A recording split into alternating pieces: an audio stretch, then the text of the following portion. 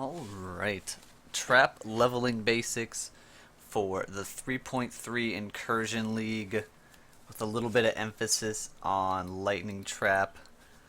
Let's get right into it. So, this guide, first things first, is a very beginner type guide. It's going to be a lot of very basic information, mostly geared for people who have never really played a trap build or maybe even a caster build but want to try out some of the new spell traps that we have coming in the Incursion League. So just keep that in mind if you're looking for some advanced stuff.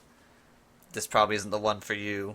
And also, this is only going to be covering essentially the first 3 acts of the game, since that's where you do most of your build prep and getting your gear ready and all that stuff. So starting off act by act, going over the priorities of what you need to be doing and what you need to be looking for, starting with obviously Act 1. So in Act 1, you're not really a trapper build, and I don't think that's going to change in 3.3. The big thing that we're getting new is fire trap is being replaced for your level 1 trap with the new explosive trap, and fire trap is getting moved up to level 12, so it could change things a bit, but you're going to be starting with explosive trap, but that's not your main focus during the early Act 1 stuff anyway. You're actually going to be using a combo of that explosive trap plus some spells, most likely freeze pulse as well as spark, and the main reason for that is traps, unless the explosive trap is extremely powerful, it's not really going to carry your boss DPS like something like Spark can, where it can hit multiple times with bouncing off the walls and all that. And also, Freeze Pulse, in addition to just being good for clearing, lets you proc the onslaught support, which you get very early on, and just makes you go so much faster if you're trying to get through things quickly. So you'll be doing a little bit of both. The big thing comes from the onslaught early on, and then also Arcane Surge, so you're looking pretty quickly for a 3-link in Act 1. The blue-green is the most important links you can find, whether it be on a piece of gear or it's on a weapon, but we'll get into the weapon stuff a little bit later. And while you're progressing through Act 1 with that setup in mind, the biggest thing, your biggest priority, you need to be gathering currency. And the way you do that, generally what you need is, you need a lot of transmutes, at least 3, probably going to be even more. And you want at least 1 alteration, so pretty much you want to pick up every single magic item you can find anywhere through Act 1. And then every time you go to town, you just have to vendor all of it. Don't identify any of the blue items unless you might use it. You can start identifying rares once you have a couple transmutes stored up to try to get your alteration, but you really need to make sure you're picking up as much as possible so that you don't miss out on getting some gems and some mods that you need early on. And for your actual gear that you're wearing, this mostly helps for Brutus and the later parts of Act 1. You want to pick up some evasion gear, the rawhide gloves, the leather cap. Even though they don't really get your blue sockets, they sometimes will drop with some. But the evasion pieces make the boss fights much easier when you're a squishy caster that's kind of just focusing on DPS. And then by the end of Act 1, if you've gotten everything, you've gotten through it, you've got your transmute, you've got hopefully close to an alteration, and you've got your blue-green wand, which if you don't see one as a drop, you need to be checking the vendor for every single time you go to town. Just check, see if they have a blue-green, or maybe even just a 3-link if you get a couple chromes and you need to try to turn into it, because that's going to be your most important find of the act. So you get that. If you don't, you kind of just got to keep going, but usually you will find one. And then you're going to be getting ready to make your +1 and transition into Act 2 with last visit to town. Whenever you come back here before level 12, you're going to get your lightning trap, assuming you're doing lightning trap, otherwise get your other trap. And you're also going to need to purchase multi-trap, which is 1 transmute. You're probably going to be purchasing fire trap if you're playing a lightning trap. I think fire trap's going to be your new single target skill of choice carrying Act 2 and 3. Previously it was Flame Surge was the best for damage because it just worked really easily. But you're going to need another transmute for that. You're going to need one transmute to turn your blue-blue-green into a magic item. And then you still need some more, but those are the three you really need to push into Act 2. So the first thing you're doing in Act 2 is making your +1 lightning weapon, which you'll see right here. The easiest way to do it, topaz rings actually don't drop super early on. They require level 12, so they don't start dropping till towards the end of Act 1. However, if you play as a shadow, you get a couple free green gems at the very start from Hillock. Otherwise, you can just buy one for a wisdom. You're going to need one of those, and you're going to need an iron ring. You're going to vendor them together, turns you into a topaz. And then aside from that, you need your blue-blue-green wand. You need a transmute because you need to transmute the wand to make it magic if it's not magic already. And you need an alteration. You take those, you vendor the ring, the wand, and the alteration, and you get your +1 lightning.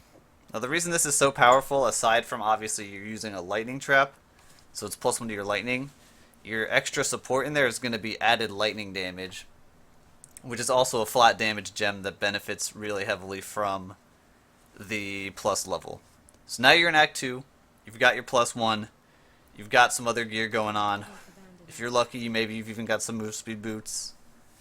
And you start pushing through Act 2. So the first thing you'll notice in Act 2 is as soon as you get this +1 lightning trap, you kind of just destroy everything. White mobs just die in one set of traps. You round them up, you throw it. You clear extremely effectively with the skill.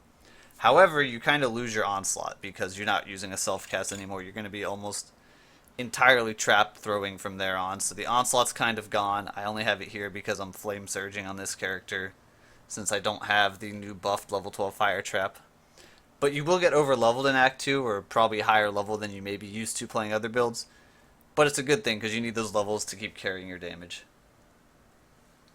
And then, so progressing your focus in Act 2, where Act 1 you were collecting currency, you were collecting transmutes. In Act 2 you need to be collecting alterations, which means you still need to be picking up most, if not all, blue items and obviously all rare items you find. The only things I tend to skip are like large blue items like a two-hander that takes up too much space. And then you need to be making sure, especially sure, to grab wisdom scrolls so you can identify all this garbage that you pick up and vendor it for alt shards now instead of transmute shards. And then in Act 2 what you're going to be looking to buy with those is you will buy either Herald of Ice or Herald of Thunder, whichever one you don't take as your quest reward. And you will probably be buying at least one extra support gem, maybe Controlled Destruction, maybe Elemental Focus, maybe Trap and Mind Damage. Something for your fire trap that you're going to be using for single target. I would probably go with Elemental Focus, since it'll scale the burn damage as well at a higher value than Controlled Destruction does. And you're not too concerned about the Ignite. So you need those two alterations, and then once you've got all that taken care of, you can finally start using your extra currency. You can start using it on your items. You're going to want to transmute your Quicksilver that you got in Act 1. You're going to maybe transmute some rings if you get a decent high ring res. And then you can even alteration on your Quicksilver if you get a bad roll like this one. You can use extra alterations until you hit a resist flask. And then the final thing I would bother crafting is probably a belt, a high rolled belt like this. If you get an extra transmute, you could throw it on that. So that finishes you up basically in Act 2. You've got your gear, you've got your gems. The only other thing really is I would recommend helping Alira, even if you don't think you're going to help Alira endgame. Maybe you're playing some sort of non-crit trap, but helping her early game is extremely beneficial due to both the all resist, so your gearing is easier, and the mana regeneration is going to be much more impactful when you're using traps that no longer have a cooldown and you start spamming them really quickly. I think you're going to really want that sort of extra mana regeneration. So that gets you through Act 2. you're nice and geared up decently well. You've got your +1. You've got your secondary setup, whether it's a 2-link or a 3-link, whatever you can find should probably be fine. And you've got your heralds. And then you go into Act 3. Act 3 is kind of where things start simplifying. The one thing you're really focusing on there is just getting gear upgrades.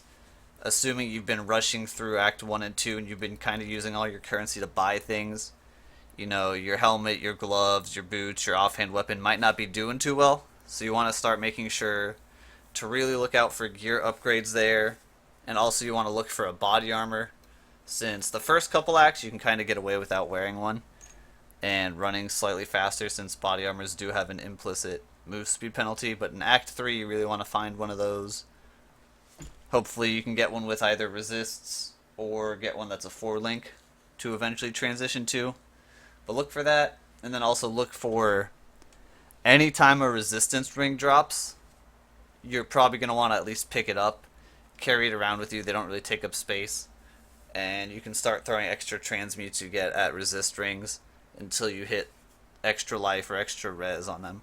Something like that. So again, ID scrolls become really important as well. And then the final thing for Act 3, since it's mostly just that gearing, and you're going pretty straightforward, just progress through the act, throwing the same traps, is once you get to Gravicious and you get that new level 28 gem reward, which will include, I believe, all 3 of the new 8-second cooldown traps that they've shown, the Flamethrower trap, the Lightning Spire trap, and the Seismic physical damage trap. You're probably going to be wanting to grab one of those. I'm not exactly sure how strong they'll be. The previews have made them look pretty good. And you will either run that alongside your fire trap or whatever your single target is, or you'll just replace your old single target entirely. That's kind of to be seen on the balance of those. We'll see how it goes. And once you have that, you're pretty much set up. Every act past that, you're just kind of progressing, getting just upgrades on gear. Your main gems are set up at that point, and you're just playing the game. The only other thing to really touch on is the passive tree. It's kind of getting changed a bit. The shadow starting area, at least if you're going to play a shadow. Other classes I can't speak too much on since I don't have a ton of experience, but they're going to be a little bit awkward, I think, early on if you try to use traps. But for Shadow, we're getting some big changes. Namely, some of these starter nodes are becoming trap damage, so you'll have those.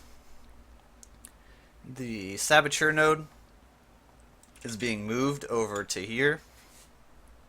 And a different cluster is being put in this place. I believe it's this one. So you just want to grab all that early damage and life that's right here in your immediate starting place.